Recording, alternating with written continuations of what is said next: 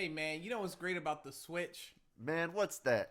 You know, when you're traveling, it brings you joy. And when your kids are acting up, you can disobey them with it. With the Switch.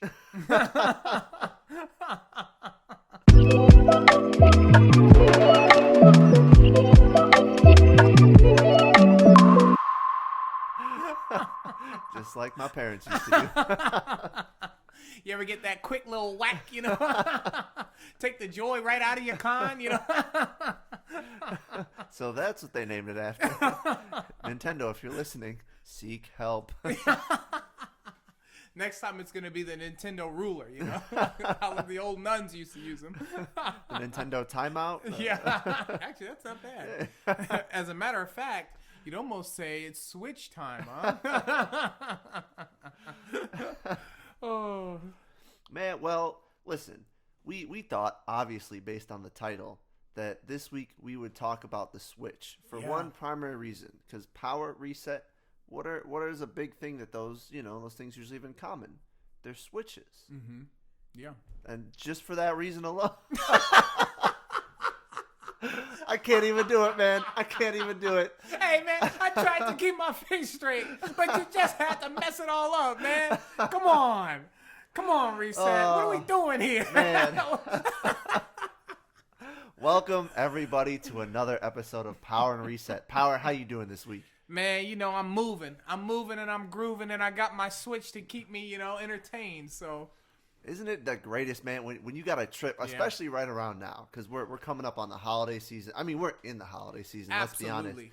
A lot of people are going around, traveling, visiting friends and family, or escaping maybe. Yeah, and, getting away. You know what's great for the gamer on the go? I feel like we're doing a commercial right now. Ba-da-ba-ba-ba-ba. Here we are with our Switch in hand. Got a Joy-Con, you can slide into the side. Hey, I just want to disclose to our listeners that we did not snort any cocaine before this episode, okay? Nor have we been sponsored. Yeah. Let's just clear that up right now. Yeah, and also, Nintendo, please don't, but if you do want to sponsor, just say yeah. No, man, you're right. Tis the season to play the Switch. You know, it's about to get cold over here in Chicago.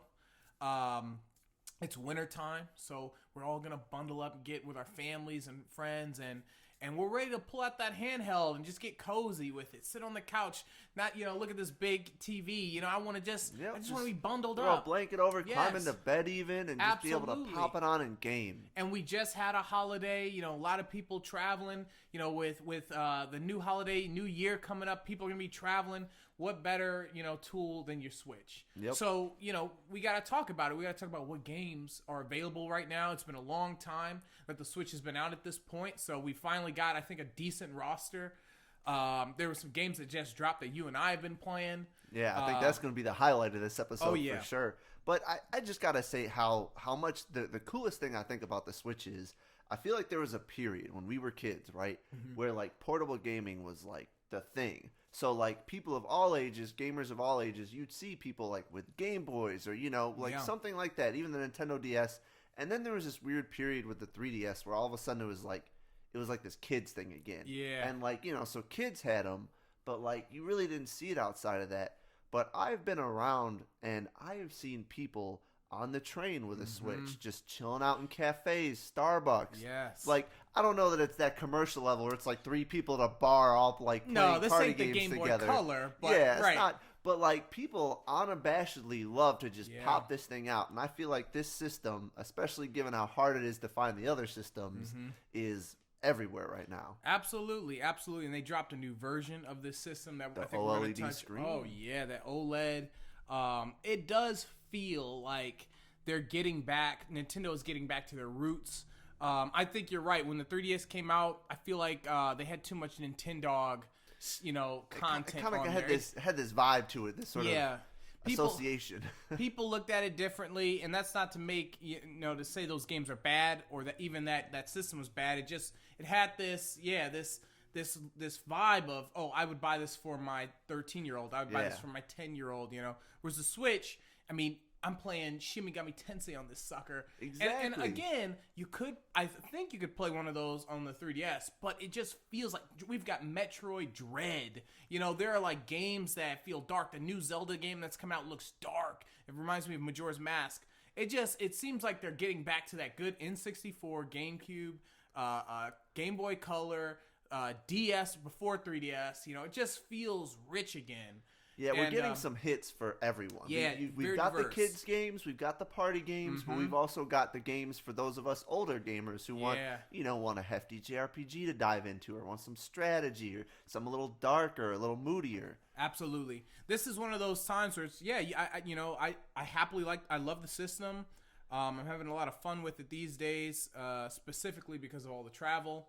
And it's one of those things where if you're on the fence because you think maybe Nintendo is, for the younger audience, it really isn't. There's some great games on there. I don't want to get into our meat yet, but man, I've been playing a lot of good stuff. I was playing Shadowgate, the original Shadowgate on the Switch. Okay.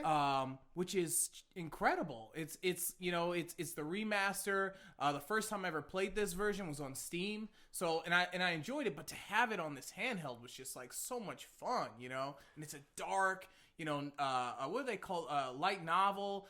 What do they call those games? It's like it's narrative driven. It's like a puzzle game, but it's just such like an interactive story type game. Yeah, it's an interactive story game.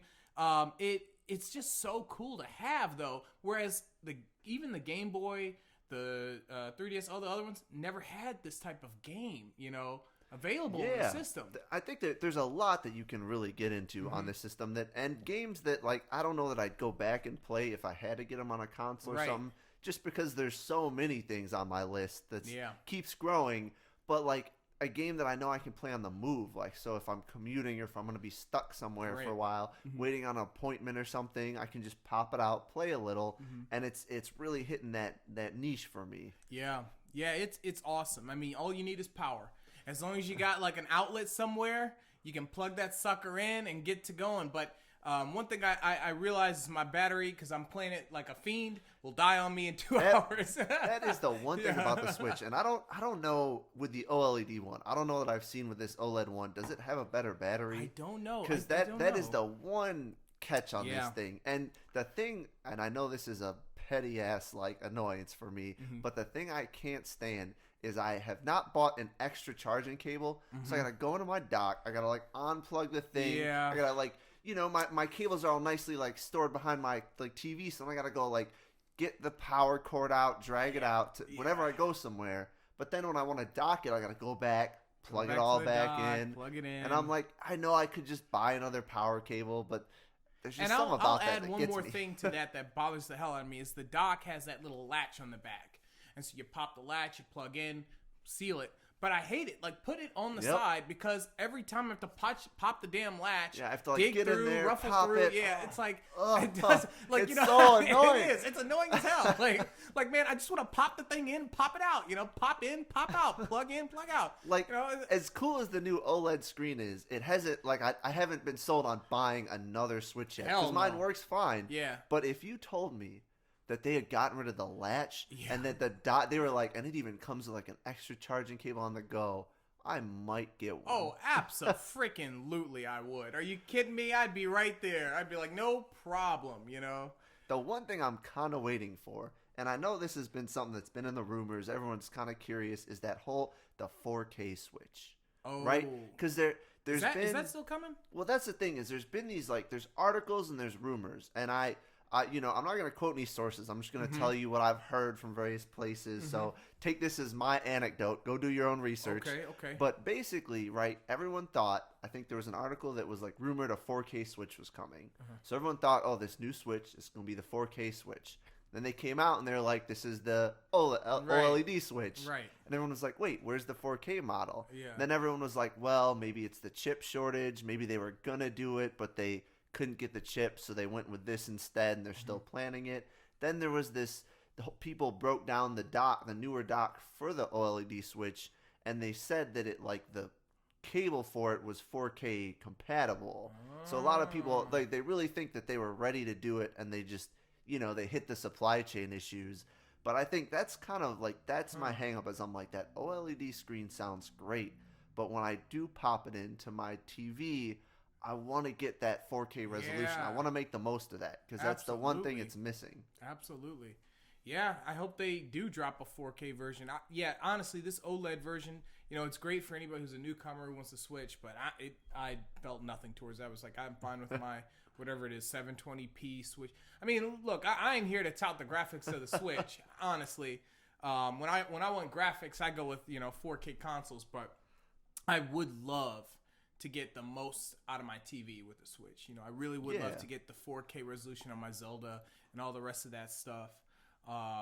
But it's not a make or break. It's just something that I think they have to move towards. Nope. I agree. It is interesting because I don't see I didn't see the purpose in this OLED screen. Like it benefits the handheld portion of the Switch, but I still feel like you're getting 50-50 here. Like, a lot of people do just dock their Switch and they just play that sucker on a OLED or a big TV. We all have 4K TVs at this they're point. Getting cheaper by the day.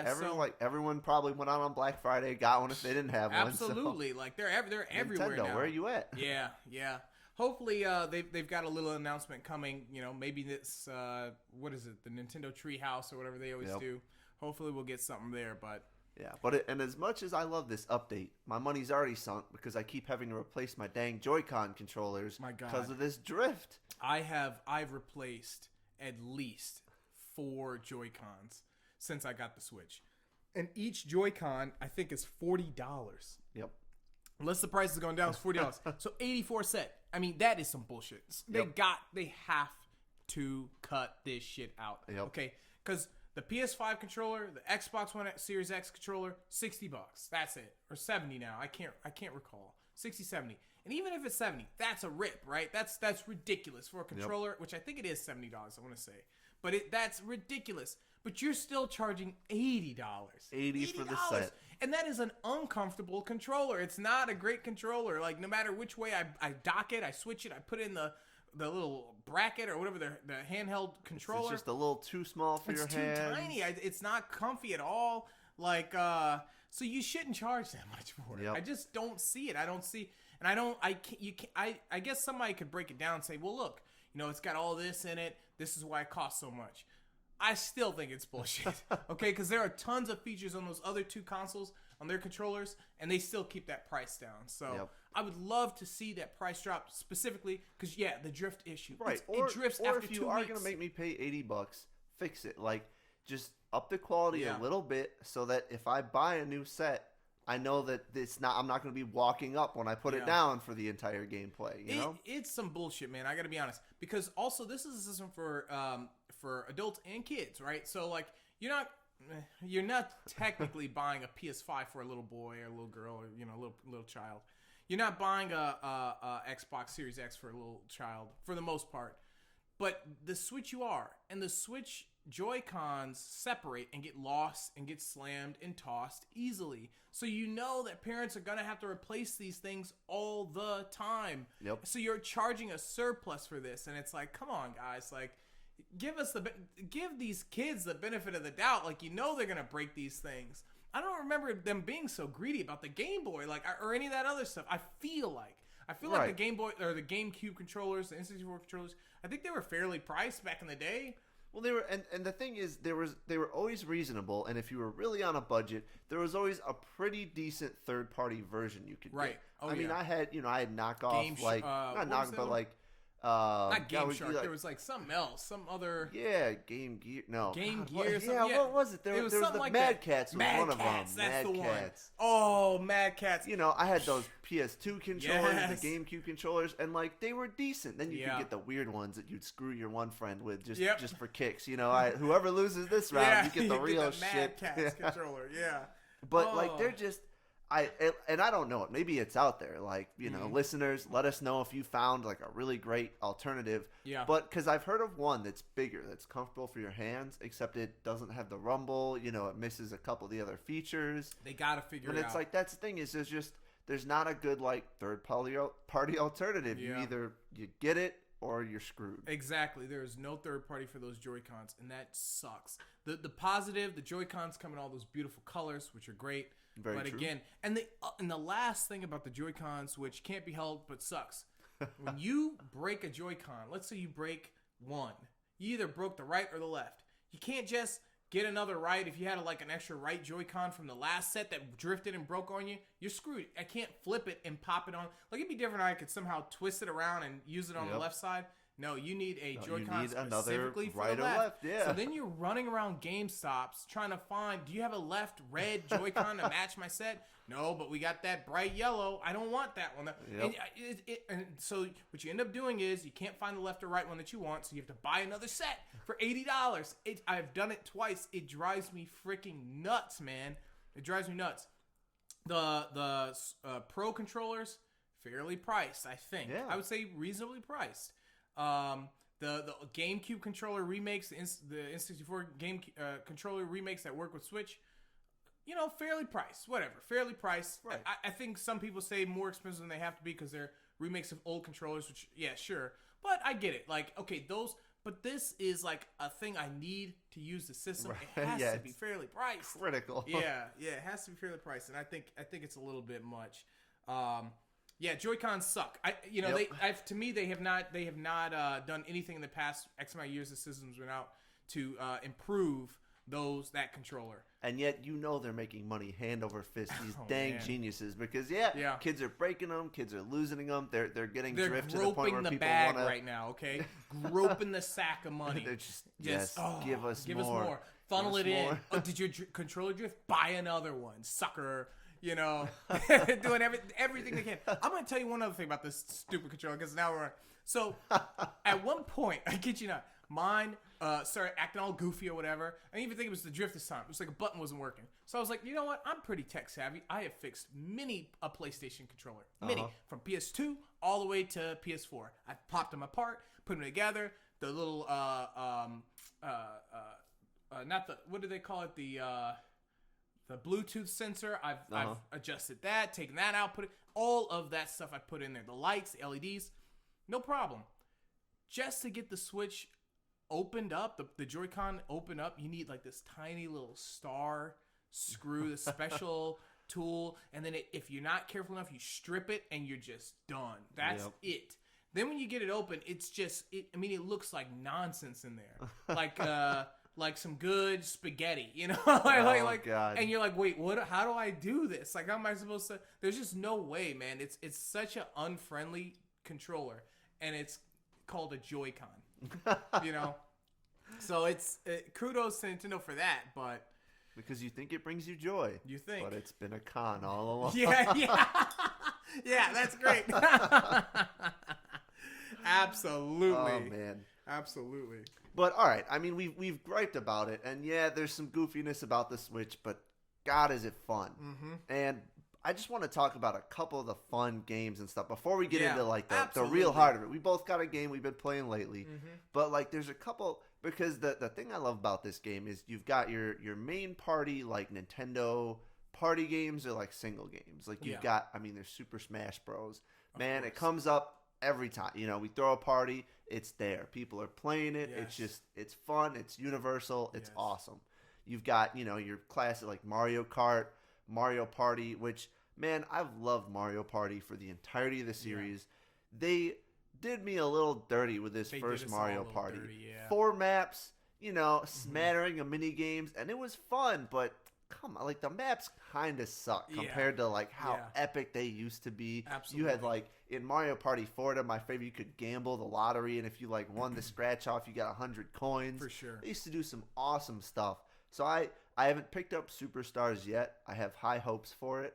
I hope they rectify a little bit of the wrong I've been dished out. Yeah. But it also feels like this whole game should have just been like a $10 DLC to make up for the lack of content in the first one. Yeah, and my thing about it is, of course, they've got these great party games, all that shit, but they perfected the content and the additional content for Smash Brothers, right? So we just got Sora as the final Super Smash Bros. DLC character. We got people like Sephiroth Yep. And just many other awesome characters that you would never. Kazuya from Tekken, just characters that came the Minecraft guy. Minecraft guy. I mean, whatever his even name Minecraft, is. it's like, okay, well, I could see this is kind of a Nintendo thing, but like Sephiroth, Kazuya, like what is going on? Like just madness. And of course, everyone was dying for Sora as much as they wanted Goku, and they got him. And so they were just knocking it out. Those cutscenes. The character release cutscenes are phenomenal for each and every single one. With again Sephiroth, I think being the best. That my jaw literally fell to my toes. I had to kick my freaking jaw back in my mouth. It was so incredible.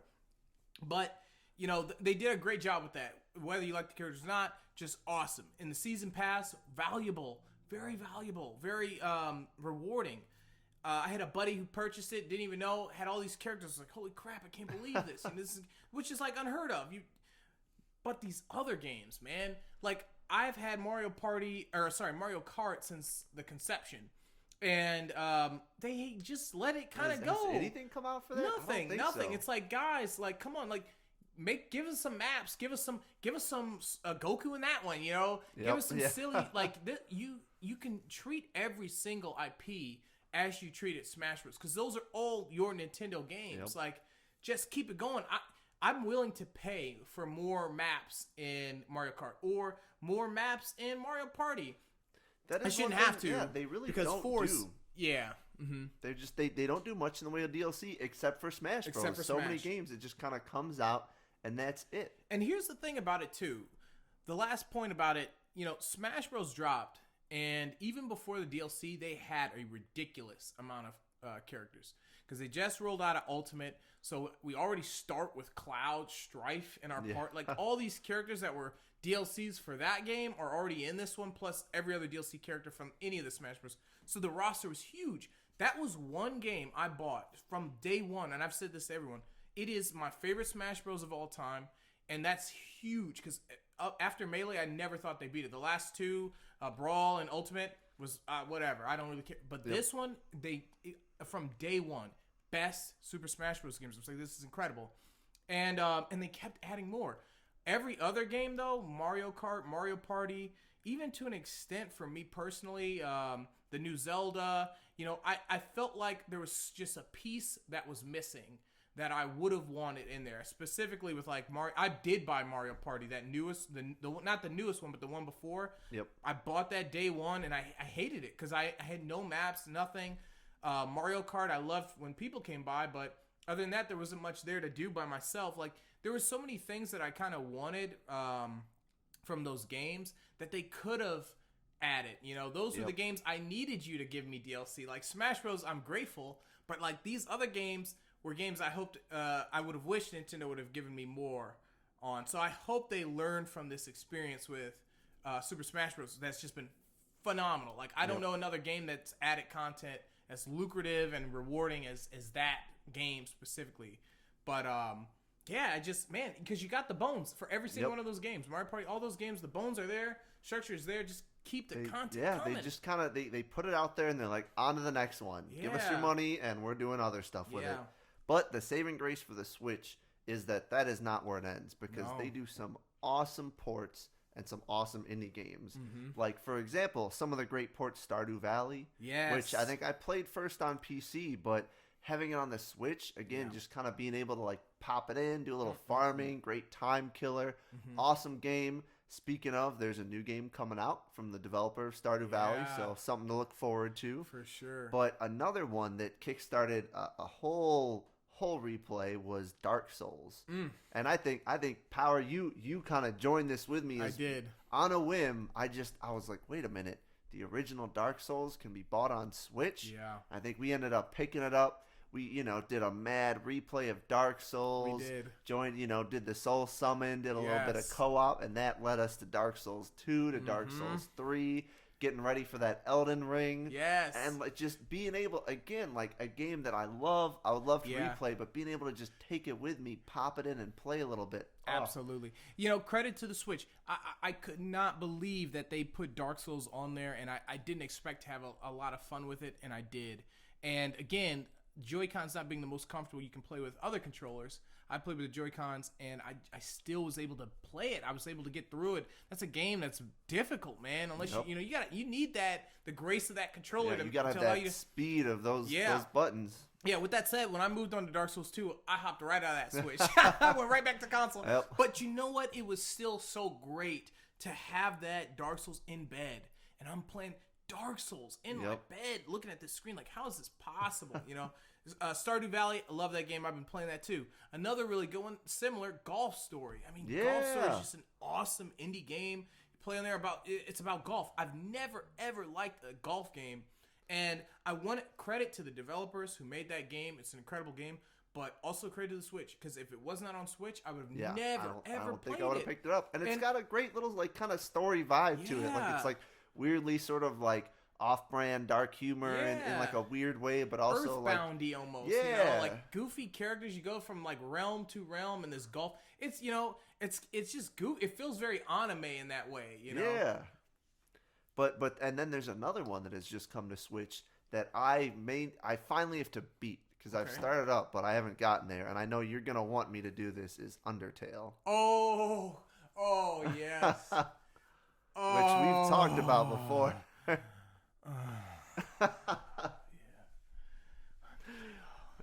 We powered up over Undertale over there. Hold on, give me a minute here. All right, guys, we're gonna take a pause. We're gonna reset after power. Undertale, man, I love Undertale. I love that game. Thank you, Toby Fox. I say it a million times. I freaking love Undertale. Everyone who plays that game loves it. And I understand it, but I love it. Like, I want them to know that I love Undertale. You know what I'm saying? I've been playing Deltarune. I don't know if that's on Switch yet. I'm not sure, but I'm sure it will be. Yeah, but it's going to follow. If Undertale made it there, I'm sure Deltarune. And what a way to play Undertale, man, to play it on the Switch. See, now you're motivating me. I might just download it on Switch and play it again. Handheld, put your headphones on, listen to all that wonderful music that he created. We might have to do that. We might have to just pop in there. We'll play through it. We'll have a little talk. Have a little comparative about what ending did you get? What route did you go? Absolutely. Yeah, amazing system. That's what we're talking about here. It's just robust. It's got a bunch of different games from different walks of life, which I didn't get the sense of. Historically from those last few systems, especially the Wii U or something like, oh God, that's like saying Voldemort's name. Wii U. Remember that? Wii U. Sorry, but it was terrible. It wasn't great. Skip from the Wii to the Switch. and also Nintendo's moving forward. They're giving us those great ports of these indie games, these other games. Yep. They've got series like Kingdom Hearts now on there. Yeah. Just all these different series. And we're getting N64 ports. We're getting Super Nintendo ports. They're expanding their Genesis. classic library. This is how you know a system is reaching a new pinnacle, right? Yep. Is when they get when they already have succeeded, and then they start selling their competitors, like their greatest rivals, games on their console. Yep. They're like sign up for our subscription to Sega, and you can play Sega games. It's like, what? Growing up in the 90s, it was like you were in a gang. Like that's like the Bloods and Crips, like getting together. Like that's there's no way. Are you like Sega, or are you Nintendo? Yeah, literally. I think Sega's thing was like Sega does what Nintendo can't. Like that was their commercial. Like it's insane.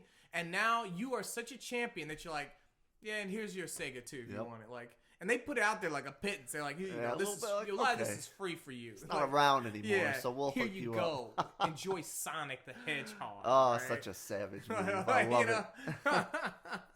Actually, I don't know if Sonic is on the Switch. I'm not sure if they got that one. There's got to be one. I feel like they got to have Sonic 2 or something on there. But anyway. But speaking of different walks of life, so we're talking Switch because holiday season, both of us busted it out for, various trips and things. And from the new games that came out, both of us went in a bit of a different direction with what we chose to pick up and play. Different direction, but very similar style of game, honestly. When you really get into the guts, the bones of the game, very similar games.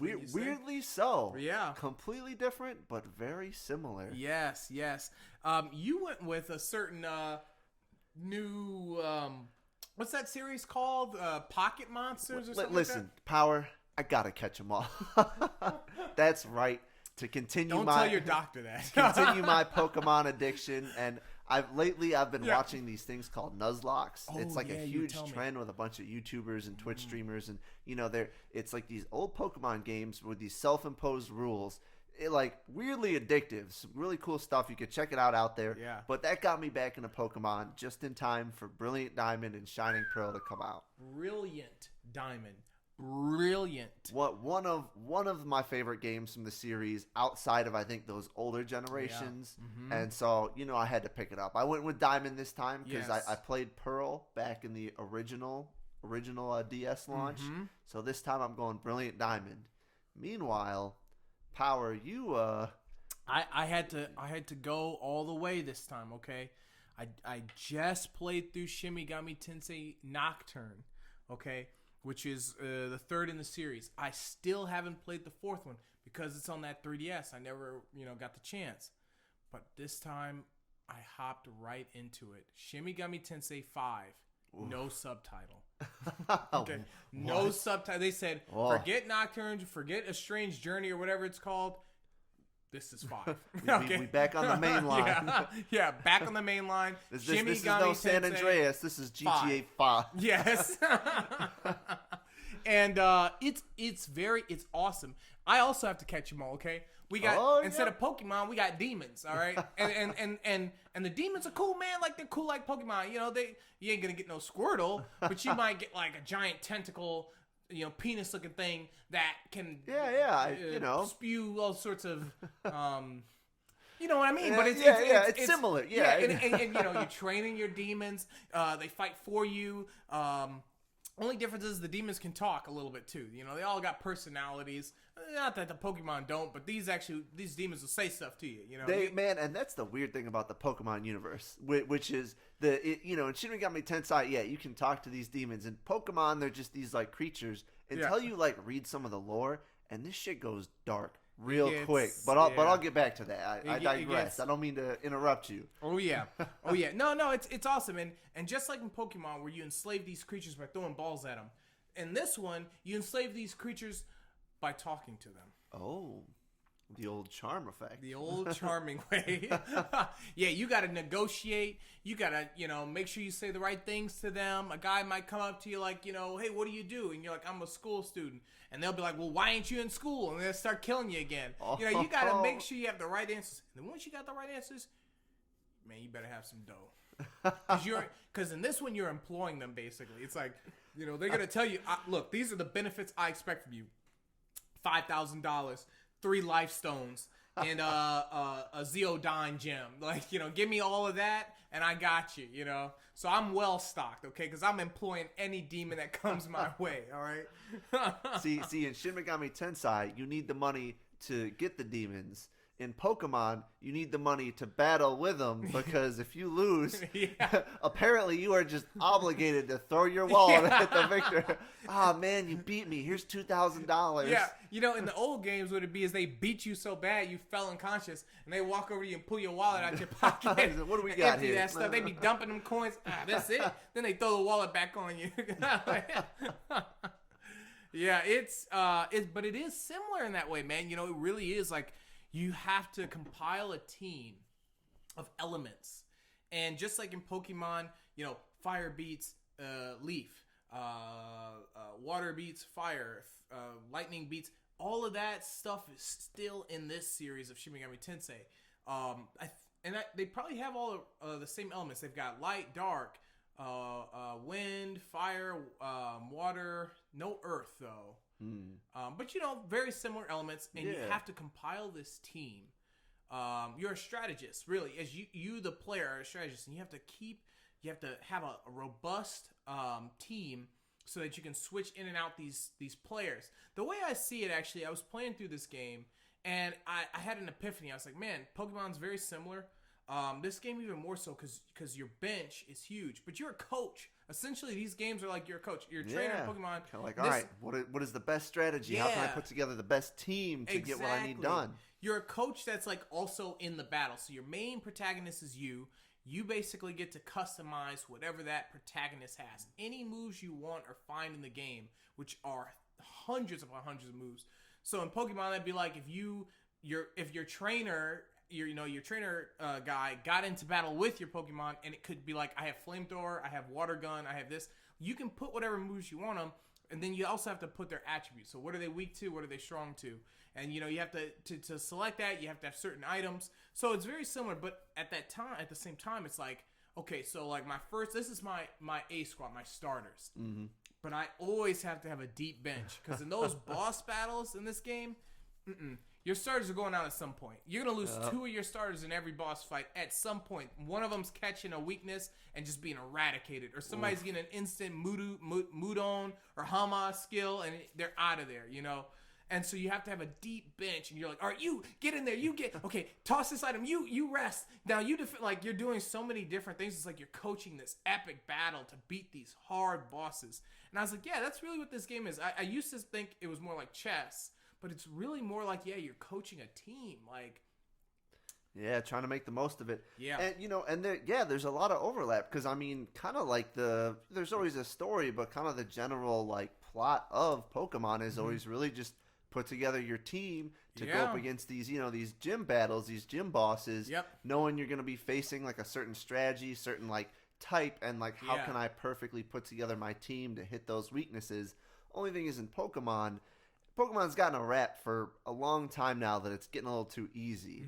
And especially in some of the later generations, they came up with this thing called the XP share, which was basically, like, I think they originally debuted it in like Omega, like Sapphire and Ruby, and it was like an item you'd get eventually, and you could equip it, and basically then whenever you did a battle, like the Pokemon that you actually used would get the most, but everyone else in your party would get like a little bit of XP too, like 25 to 50%, whatever it was. Yeah. Well, in this one, they've just made it a permanent thing you can't turn off, just a feature. So no matter what, any battle, every Pokemon in your party does get some level of experience. I think the ones you use still get more, but your entire roster still gets a pretty decent amount. Yeah. And so it's been a little bit too easy. Every Pokemon I have, I'm pretty much still using like the first 5 I caught because they've just been leveling up, and I'm always like 10 levels above anything I'm facing. I just kind of steamroll through like a gym battle. Yeah. On the other hand, we've got Shin Megami Tensei. So it's fascinating because Shin Megami Tensei does the same thing, right? So when you beat a boss or you fight an enemy, with your main 4 characters, the main character and your 3 party members, they all get the bulk of the XP.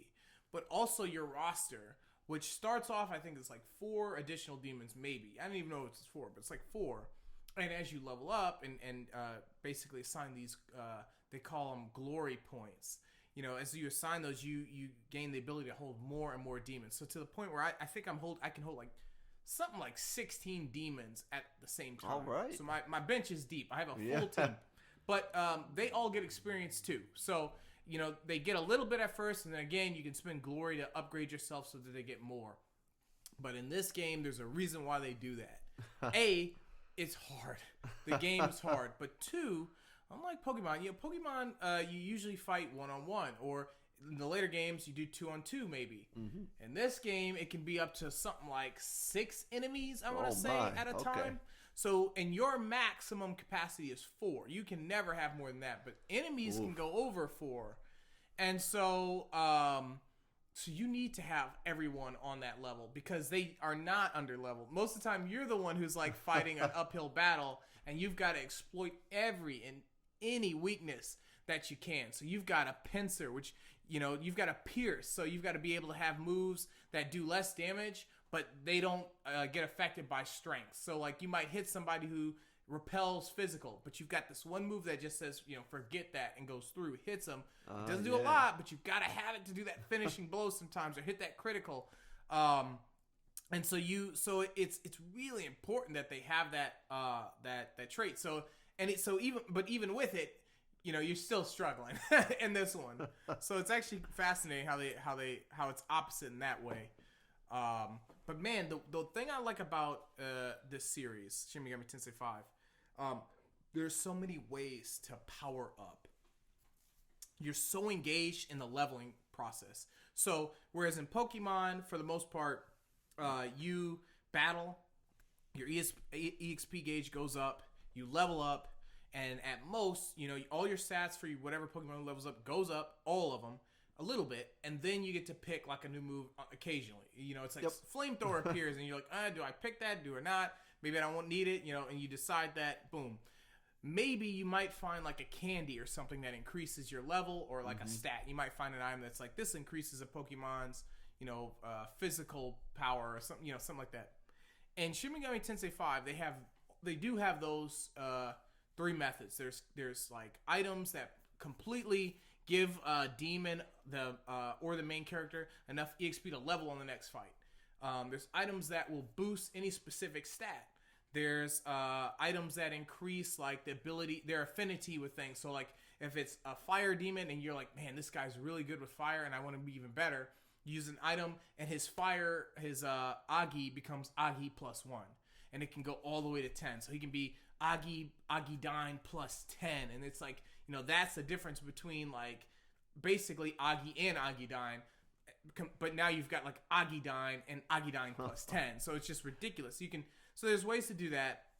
And then there's this glory, these glory points. You keep talking about this glory. Oh, this glory. So what's so glorious about it? The glory. It is glorious.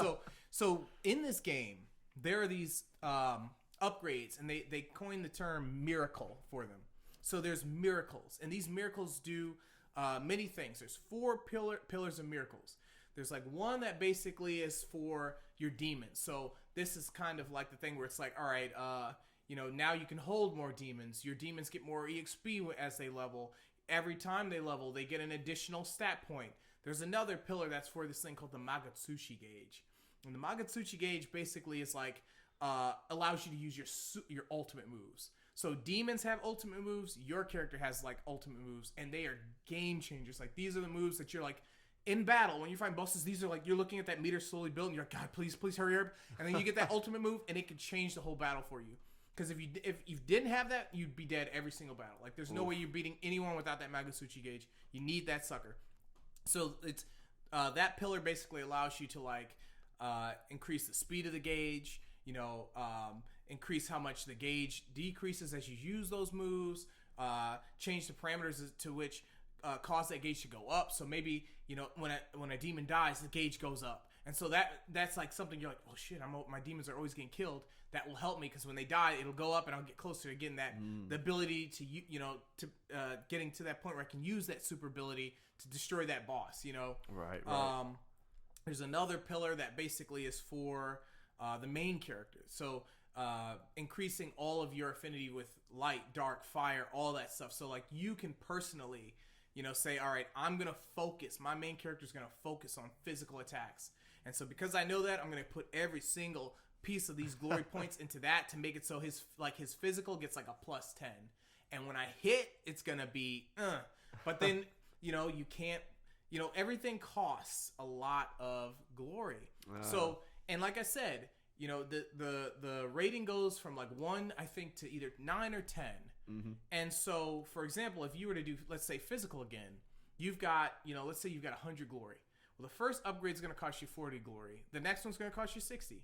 So maybe you're like, okay, I upgrade my physical, it gives me 1 point. The next one says, I'm going to give you 2 points for 60. You do that. The next one says, I'm going to give you 2 points, but it's going to cost you 120 glory this time. Oh. Then the next is going to cost you 300 glory. And you're sitting there like, well, I don't have a lot of glory left. I'm just using all this glory. So it's a lot of fun to sit there and really dig and think, how do I want to customize my character? And then to get this glory, it's not like EXP. So, you get EXP from fighting bosses. When you level up, they give you 3 stat points out of your 6 stats, right? So you get, it's always in the same set. It's like strength, vitality, and something else. And then the next time you're going to get, magic, agility, and something else. Mm-hmm. And it just goes back, forth, every time you level. And so you also get 1 additional skill point per level that you get to decide. So it's like you're going to get 3 regardless, but then like where do you put that last point? So for me, I've been customizing my character. You know how I am. I love magic. Yep. All I do, put those points into magic. So all my other stats are, whatever they're supposed to be. but my magic stat is like high as all holy hell. So where I'm at in the game right now, for example, maximum stat can be, I think it's 99. You know, most of my stats are around the 50s. My magic is like 80 right now. So so if I hit you with a spell, I'm taking you out. So this is another way you can level up. But the glory you don't get from EXP. You have to find these creatures littered all throughout all the open world maps, and you have no idea where they are. So, and there's no way to tell. You just have to explore. You might see like they're red, so you might see a little sparkling red creature in the distance. You have to go find them, talk to them. Boom, you might get 5 glory. You know, and as the game progresses, and as you go to these more and more difficult maps, you get more glory for finding them. So, you know, the first map you're finding 1, you might get 5, but by the later maps, you might get 10 per time you find them. So that's one way. And then the only other way to get glory is by completing quests. Sometimes these side quests will give you some glory, or glory crystals, which give you glory, or there are these items that you can find levitating around the open world map. Very hard to get to. Usually those are like scratch your head, you know, how do I get, you might see like this little floating crystal up on a skyscraper. You're like, I don't see any way of getting up there. And what it turns out you have to do is try to figure out a way to get to the top of the mountain and jump off the mountain and land right on that spot. Like, there's so many fun reasons to search and find these crystals. And so they just knocked it out the park, you know? So that way, like, even if you're not good at this type of game, if it's really, really hard for you, you can still somewhat cheese it if you decide to go more of the adventure platforming route. Spend the route. time really like searching around. Search around, find the glory, and then power your character up with those glory points, and it'll make a significant difference in what you can do. They did such a good job with that, man. So like, you know, we're talking about this trip. I took a trip recently, and I was kind of foggy. And so I was like, I don't feel like going through the story right now. I don't want to progress too much further. And I just spent all that time just taking my time, exploring the map. And I accumulated so much freaking glory that, like, my personal favorite stat in the game is a stat called Almighty Magic, right? Because you've got fire, you got water, you got all this stuff. And fire beats this, and that beats that. Almighty beats nothing. It doesn't have, like, there's nothing that's like, I'm weak to Almighty Magic. It's kind of neutral, yeah. It's neutral. But it hurts everything.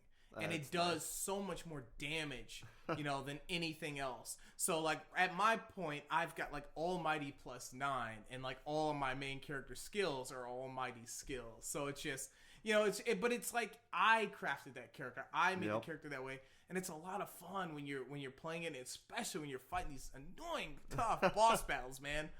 Man, it's funny that you mentioned that, because there's kind of a similar thing in Pokemon Brilliant Diamond. Mm-hmm.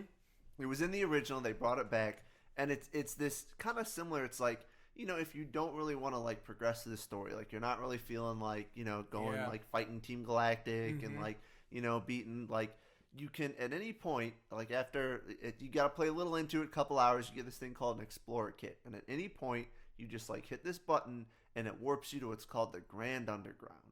Which is just this mind-numbing and, like, very simple and weirdly addictive system where you just go down and it's just this mass of tunnels.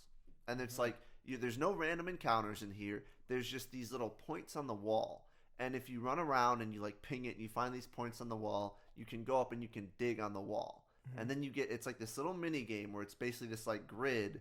And there's, you know, it's like a base layer of, like wall dirt, I don't know, like basic rock, and then some sections will have, like, another layer or two of, like, extra rock on top, and then you have, like, a sledgehammer and a chisel, and you start cracking away, and as you expose the wall, you can find either, like, fossils of Pokemon you can revive, you can find, like, these little, like, spheres and trinkets you can trade for items, and, like, you know, the TMs that give you new moves. You can find, like, the, like, special, like, items you can give to a Pokemon to hold. And so it's fun because you just go around, but there's the catch to it is there's, like, they're buried, and then the wall breaks after a time. So, like, as you hit it, this little crack appears at the top, and as soon as it hits the end, the wall collapses, and if you haven't completely uncovered something, you lose it. So you're kind of going around, you're collecting this, and then there's also these, like, big rooms you can go into, and they always have a question mark on them.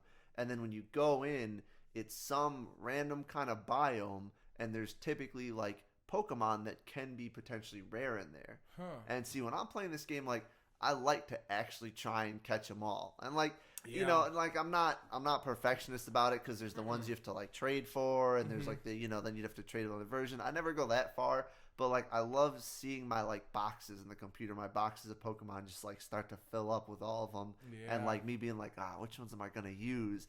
So I'm just down there, like I'll throw something on like Netflix or pop some music in, and I'm just like digging out these little gems in the wall. I'm going into these different rooms and catching some, and they're usually high level, like they usually match kind of where you're at more so than the ones you find in the field. So it's a tough battle to get some of these, but damn, it's just when I'm like I don't want to continue the story, but I kind of want to mess around. Yeah. It's just that perfect little like, all right, I'm going to do this. It's going to reward me for it. That's awesome. Yeah, man, I hear you. I love, even when I was playing Pokemon, I loved capturing everything I could. And in Shin Megami Tensei 5, it's very similar. I try to get every demon I can to join me, because the one other thing about this is not only do the demons join you, but then you have to fuse them. And so you use them, you combine them. Sometimes it takes 4 of them to make one demon. But like you get these awesome, powerful demons. You might fuse 4 or 5 demons to get one demon that like now reflects physical damage, which is huge, And so sometimes you'll see too. It'll say like, oh, you've unlocked a new special fusion. It'll be the silhouette of a demon, so you can't really make it out. You're like, what? Who is this demon? And all of their abilities you can't see. You're like, I wonder what it is. All you can see is their level. So it'll be like this demon's like level 40 something. You're like 20. And it'll show you like how many demons need to be fused to make it. But then sometimes you don't even know what those demons are. So it depends on what your compendium is. Like, who do you have? Have you collected that demon? So you'll see like, oh, okay, out of the 3 I have 2. You click on one, you'll be like, okay, I see kind of what they look like. So then you go to your compendium, searching, and you try to see like, okay, these are all the demons I can fuse. And that one looks like the one from there. So then you fuse them. That shows you who the special fusion is. And you go and make that one. And you get these awesome demons. It gets really addictive. And so at the start of the game, it was kind of hard because, you have to talk to these demons. You run out of money. You can't pay for them. You're messing up and being killed, all this stuff. But now where I'm at in the game towards the later game, it's really more about just fleshing that compendium out to like 40, 60%. And that gives you enough leeway where you can just start fusing stuff. Really start, crafting them up. You just craft them. Who even cares? I'm not negotiating anything. I'm just crafting. I'm giving abilities from other demons to those demons. So I'm crafting a certain selection to fuse them just to give the super demon like the best traits that they all had. There's so much to plan when you're like trying to think like, all right, I've got to beat this boss who has immunity to every element and who has like, the ability to debuff me. It's like, what can I build to beat him? I'm building a tank so that I can just fight this one guy. Like it's so, and even the stories are very similar. Cause like in Pokemon, you go off on this quest to beat all the gym leaders and become like the national champion. Mm-hmm. In this, you're beating Satan. Oh yeah. You go off on this journey to beat Lucifer, I see the similarity chaos, there. and become God, basically. And that's similar to Pokemon. I mean, when you come agree? on, like when you really look at like the Pokemon champion and God, I mean, yeah. we're really apples and oranges here. Absolutely. Chuck's Team Rocket out for the Angels, and the police people for Satan's minions, and there you go. You got it's like the same game. It's really like come on. The gym leaders are like Beelzebub or these other satanic demons. It's like the 9 gym badges, 8, and the 9 levels of hell, Yeah, exactly. It's funny, too, because, one thing I always found funny is typically these games are about, God versus Lucifer. And, of course, you've got all the angels, Michael and Raphael, all those guys. And you've got all of Satan's other iterations or demons, Beelzebub and... whatever the hell, Metatron's in there, the Archangel Metatron or whatever. And they're always doing stuff in these games. They're always fighting each other. But then you also have people like Siegfried, Thor, Odin, Zeus. And it's like, wait, so like Zeus is working for Lucifer or Zeus? Like, and in this so we're game, really pulling together a lot of like different it is like, it's a Smash Bros of like, literally. There's gods from like Hinduism that I've never heard of, like all these different gods from every single culture pumped into this game, where it's like I'm almost shocked that this game even exists, because like you would think like they would just like ban this type of thing since you're putting all these deities together, but they have not put Jesus in there, I'll say that. But Shin Megami Tensei 6. Exactly. I haven't beaten this game yet, but it is fascinating in that sense. But yeah, no, the stories are way different, obviously. The world's over in this one. It's very dark, very morbid, hopeless. Whereas Pokemon's chipper, it's like, you lost this time, but I'll see you next time. And it's like, well, you know, in this game, it's like, well, you lost this time, so I'll send you to hell. Yeah. You know, you're being eradicated. No more revival. Like, game over. But awesome games, really. Both of them very similar in that other sense where I just love that it's very tactical. Yep. You know. Well, and one thing I really like about this too is in both of these series, essentially, you can just hop into one. Yeah. So like you do not have to have played Shin Megami Tensei 1 through 4 or anything to play this game. Nope. I mean, I'm sure, you know, there's similarities in theme and, you know, things like that. Same with, you know, Pokemon, but like they're standalone. So you can pick it up, hop in, and I gotta say, I've seen a little bit of Shin Megami Tensei 5. I've seen you play it a little bit. I've seen a little bit of it online, and it is a great looking game. Oh man, yeah. The art style is awesome. Absolutely. Like great graphics, I think, especially compared to some of the older Tensei games I've seen. Oh man, yeah. Compared to the last one, 4, you know, again, never played it, but I watched some playthroughs up to a point, and it's 9 to 8. You know, Nocturne 3 looked good for its time, but not this good. Like, and beyond that, man, I didn't get to talk too much about it, but the traversal of the map, just so much fun. Yep. You can sprint, you can run, you can auto run, you can climb. The maps are vertical, you know, and there's no fall damage. So you're just having fun climbing and falling, and all the demons are on the map, which is new to the series. Instead of you getting caught in dungeons and random battles, that is the one thing about this franchise, Atlas franchises in general, is that getting caught in dungeons, especially the more confusing ones in the older games, it just turns you away because the battles are so hard and so punishing that when you die, you have to go all the way back and try to figure out these maps that are just so convoluted and annoying. And like in this game, they wiped the slate. They said, here are all the maps. I mean, all the enemies. And so you can avoid enemies if you want. You can fight. If you see a specific demon that you need, you'll see them on the map. It's no more random guess. Like, oh, I know the demon's going to pop. I just keep spawning these random battles till they do. And now I can maybe get them on my team. Like, it's like, no, you find that demon, wander around the map. And it's so much richer that way. I do like that. I feel like that is a trend in a lot of games. Like even in the Persona, which is initially a spin-off of that series, has been doing that like since not the first one, but since at least the third, I'm pretty sure.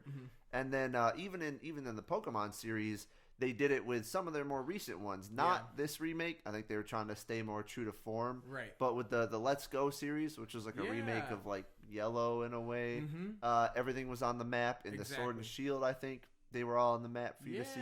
So it's definitely it's something awesome. I love. I love to see that trend in games. And one thing I loved about this was that when you see these demons on the map, like you'll see like there's a bird. I think it's called like Jitaro or something like that. You know, some bird that's in all of these games, including Persona. When you see this thing on the map and it's flying around, it's like Ho-Ho from Pokemon. Like, you see this thing, it's huge and it's flapping, and the icon's massive, so you know to stay away from it, because, like, the bigger the icon is on the map, the more deadly they are. And just seeing all those, like, you see Abaddon, you know, this giant sludge-looking creature just moving around this desolate city, and it's huge. It's the size of, like, Skyrise, and you know it's just sludging through, and you're just standing on like a ledge. Like, do I even want to go down there and like try to take this guy on? Or you know, it's so it makes the game that much better. It feels like I'm really in this world. I'm not just seeing like, you know, just some copy paste thing, or I'm not just getting caught into some random battle and there he is.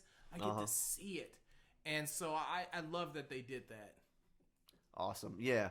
Meanwhile, the art style in Pokemon is interesting, to say the least, in the newest one. It's very crisp. It looks really good. They did... I'm sure you've seen it. They kind of went chibi with everything. Yeah. They're like mini size. So it's like 3D, but all the characters are kind of like these like weird mini sprites, which is interesting because it kind of, in a way, actually kind of matches like the old school style. Because like on the top-down view... I mean, you had these sprites, and they were kind of like the heads were big. It was like a little bit like, you know, exaggerated. And then there's been this series of like the games in 3D that sometimes have felt a little weird. You know, the way they've done the like various different like, you know, character animations. It's been a little interesting. So it's kind of like, in a way, it's kind of cool. And then it like zooms in and you're actually talking to someone, and it's like, you know, the leader of like Team Galactic is telling you about his plan to like change the world, and he's just this big old head, looks like a bobblehead talking to you, and it is just kind of hard to take seriously. Yeah. I'm gonna rule the world. Just you wait, you fucking. You just want to reach out and just be like, boing, boing, boing, like, all right, buddy, good for you. Yeah, I did see that. You know, hey, they tried something new, and I don't know. You know, it failed. But everything else, great game. You know, great game. But man, we've got so many good games now on the Switch. You know, Switch Time, a success. At this point, we just need that 4K version. Keep it going. Same games, you know, same type of games. I want them to just keep pumping them out. Get these third-party companies come in and give you some more games. Lower that price on that N64 subscription. Give us more high-quality emulations. But nevertheless, I think they're on track. Yeah. You know, if I had to rate it. What would you rate it, Power? But you know, I don't like to rate things. Yeah. We said I hate rating. Never. But if I had to rate the Switch, but overall, the Switch with the addition of Shin Megami Tensei 5, I'm gonna have to give it 5 glory out of 5 glory. Because you can't go any lower than 5 glory, or you won't be unlocking any miracles. Okay, you ain't getting no miracles out of less than 5 glory. All right. Well, if I had to give a rating to the Switch right now, with some of the games just came out and playing through my childhood and Pokemon, I think I'm also going to have to give it 5 gym badges out of 5 gym badges, because that's how many I have right now. Hey, that ain't going to make you the national champion, man. I'm working on it, okay? I'm working on it. Well, thank you so much to everyone for listening in. As always, write us at powerandresetpodcast@gmail.com. Tell us about your thoughts. Do you have a Switch? Are you thinking about getting one? What are you playing? What are you excited for? We want to know about it. We want to hear from you. But as we reset for next week, let's hit that power button and get to playing. Catch them all, y'all.